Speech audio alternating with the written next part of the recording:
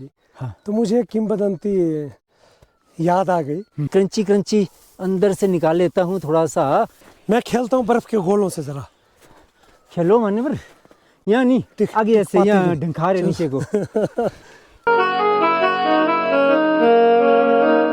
नाले से हो रही ये बर्फ पिघलनी शुरू हो गई है। हाँ, ये एरिया शायद थोड़ा सा सन्नी है। सन्नी और थोड़ा ढलान भी है ना, हाँ ढलान ढलानदार भी है।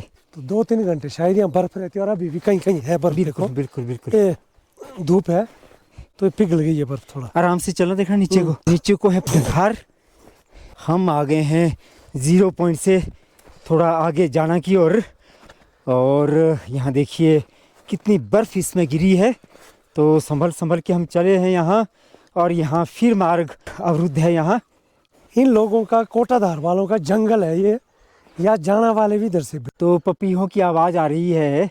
ये 2 होते हैं इकट्ठे, तो क्या किंवदंती है जो स्थानीय लोग मानते हैं। ये पपीहे की आवाज़ सुनाई थी। हाँ। तो मुझे किंवदंती याद आ गई कि बचपन में दादी कहानियाँ सुनाया करती थी इन्हीं पपीहे के बारे में, कि भाई एक बार एक लड़का पशुओं को नाले में पानी पिलाने के लिए ले जाता है। तो लड़का थोड़ा सा लापरवाह था, तो नाला थोड़ा दूर था पानी का। ठीक। तो उसने क्या सोचा, मैं नाले तक इन पशुओं को नहीं ले जाऊंगा।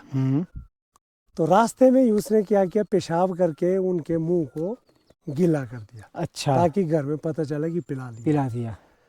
तो वो उसी तरह से वापस लाता, तो वापस ला के कहता कि मैं तो भाई ले आया उन पशुओं को। हाँ। पानी पिला के। हाँ। तो आज फिर वो है कि भाई एक वो पपीहा बन गए। हाँ। तो एक बोलता पीऊ, दूसरा बोलता नहीं पीऊ, नहीं पिया पानी। तो इस तरह की किंवदंती हमने सुनी है। कहाँ तक इसमें कितनी सच्चाई है वो तो मुझे नहीं मालूम। तो दादी द्वारा बताया ये टोटके कहानियों के, तो आपको बता रहा हूँ। ये किंवदंती जो लोगों के बीच, स्थानीय लोगों के बीच प्रचलित है पपीहों के बारे में, कि किस तरह से लड़के ने पानी नहीं पिलाया। और ये पीहू पीहू की आवाज़ है। सामान्यतः पहाड़ी क्षेत्रों में ये माना जाता है, कहानियाँ अलग अलग तरह की हो सकती हैं, लेकिन माना जाता है कि पानी ना पिलाएंगे अगर आप किसी अतिथि को या किसी भी राहगीर को, तो आप पीहू बन जाएंगे, पपीहा बन जाएंगे, और इसी तरह से पीहू पीहू चिल्लाते रहेंगे और पानी आपको पीने के लिए मिलेगा नहीं। तो ये किंवदंतियाँ होती हैं, और कम से कम इनका जो मकसद रहता है बड़ा सोच समझ कर ये बनाई गई होती है, ताकि लोग जो हैं वो नेक कार्य करते रहें, भलाई का कार्य करते रहें।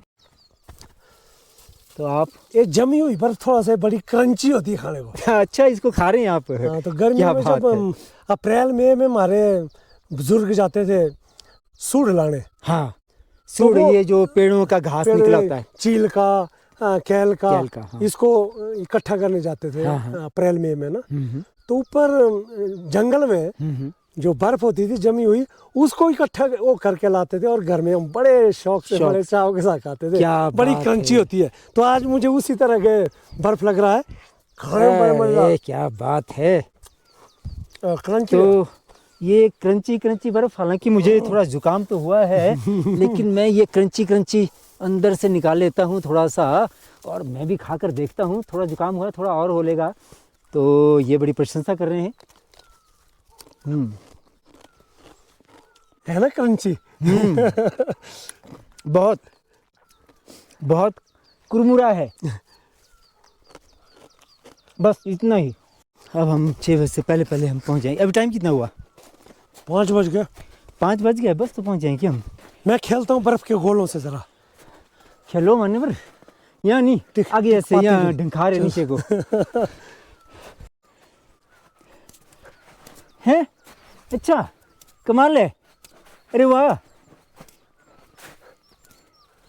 आपकी एकाग्रता तो बड़ी कमाल है। अरे वाह, मुझे बड़ा अच्छा लगा। ऐसे ट्राई किया मैंने थोड़ा सा। अच्छा, तो आज इतने सालों बाद मैं थोड़ा सा बहुत आज मैंने अचानक ही किया, मैं टिक गए।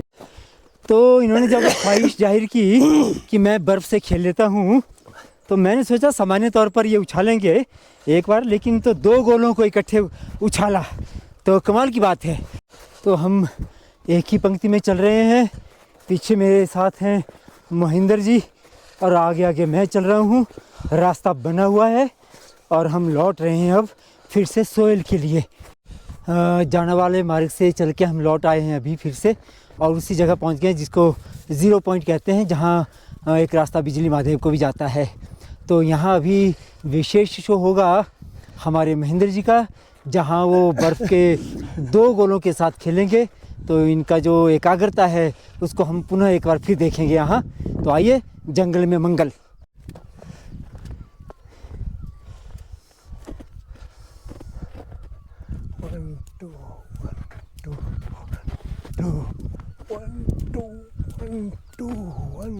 तो आपने भी आनंद लिया होगा इस बर्फ़ के गोलों के साथ खेलना महेंद्र जी के द्वारा।